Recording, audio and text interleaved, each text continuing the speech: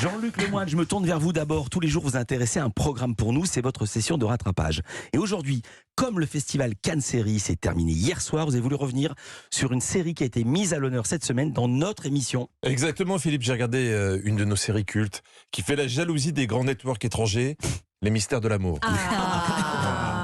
Alors, pour ceux qui ne sauraient pas, c'est la série dérivée de Hélène et les garçons, des vacances de l'amour, du miracle de l'amour, et qui, si tout se passe bien, se finira dans l'EHPAD de l'amour. Et cette semaine, Philippe, vous receviez les emblématiques Hélène Rollès et Patrick Puydebas dans votre émission Les Mystères de Culture Média. Il y a quelque chose qui a changé, c'est que c'est plus des histoires à l'eau de rose à la cafette, c'est que maintenant ça y va, c'est presque des débats de société. Vous étiez dans quel état quand vous êtes Parce qu'a priori, on n'a pas vu les mêmes épisodes. Ah mais si. Non. Moi, dans ce que j'ai regardé, il y a le personnage de Lali qui maintenant voit l'avenir en buvant de la tisane. Ah oui, c'est vrai. Je vous assure que c'est vrai. Il y a un jeune qui fait un malaise vagal à chaque fois qu'il voit Elsa Esnou parce qu'il la trouve trop belle. Et il y a Cricri d'amour qui est en prison parce qu'il a tué un homme en lui donnant une gifle. J'aime beaucoup, mais ils sont où les débats de société? Alors, il y a des épisodes dans lesquels il y a de l'adoption, ce qui est d'ailleurs la vraie vie d'Hélène Rollès qu'on a interviewée, qui a adopté 2 enfants. Il y a des trouples, c'est un couple à 3. Et il y a même la meilleure amie d'Hélène Rollès dans la série qui a épousé son propre père dans la série, évidemment. C'est ça les débats de société. Oui, c'est des débats. D'épouser son père et d'être en trouble. Oui, à quel âge on... Non, on a compris, il est fan, Voilà. il est fan. Oui, Vous êtes voilà, fan, il est Philippe. fan. Voilà, il est Non, fan. mais moi j'aime beaucoup. Et quel était mon état, puisque c'est la question déplorable. Donc j'ai regardé Les Mystères de l'amour, la série où t'es jamais largué, car ils ont un truc qui garantit leur succès. Au début de chaque épisode, t'as un personnage qui résume ni vu ni connu l'épisode précédent. La meilleure dans l'exercice, c'est Hélène. Non, puis la bonne nouvelle, c'est aussi Christian qui va être disculpé de l'accusation d'homicide. Ouais, ça c'est vraiment formidable. Ouais. Non, mais quand on y réfléchit, on a des amis incroyables.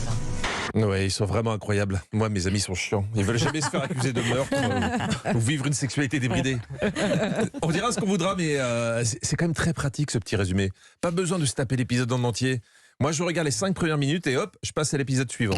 Donc alors, si je résume, la fondation du docteur Blake et d'Hélène est accusée d'avoir organisé un trafic de drogue à grande échelle en faisant venir en France des tonnes de produits stupéfiants sous couvert d'opérations humanitaires. C'est ça. Et je suis folle de rage. Attendez.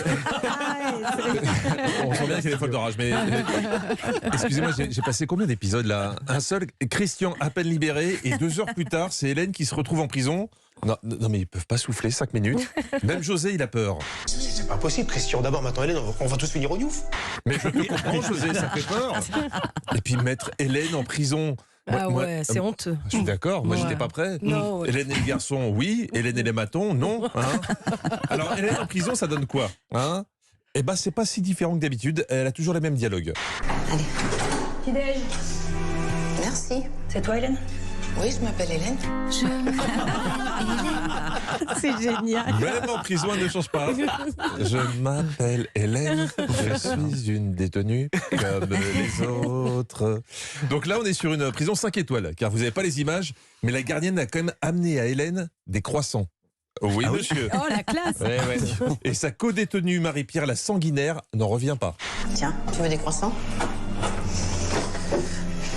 Toi, t'es vraiment pas comme les autres. Je suis une fille comme les autres.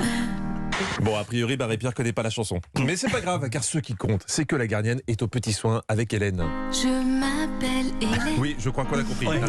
Non mais vraiment, le room service est impeccable. Je n'aurai des trucs de temps en temps. Dis-moi, ça a besoin d'autre chose. Bah, une brosse à cheveux, si c'est possible. Elle pouvait demander un hélicoptère pour s'échapper. Elle demande une brosse à cheveux, mais quelle gourdasse, hein. Pendant ce temps, les amis formidables d'Hélène font tout pour tenter de la libérer. Et 2 d'entre eux vont notamment à la rencontre de Pépone, un Marseille du milieu, comme on dit. Pierre, je te présente Pépone. Et Pierre est mon mari. Pépone. Je m'appelle Pépone. Pépone, je m'appelle Pépone, je suis un parrain comme les autres. Oui, dans les Mystères de l'amour, ils sont tous obligés de se présenter comme ça. Et ça se termine toujours par la musique du prochain épisode. J'en pleure. Et attention, là c'est du lourd. Hélène joue au domino dans sa cellule avec Marie-Pierre, hein, Marie-Pierre la sanguinaire.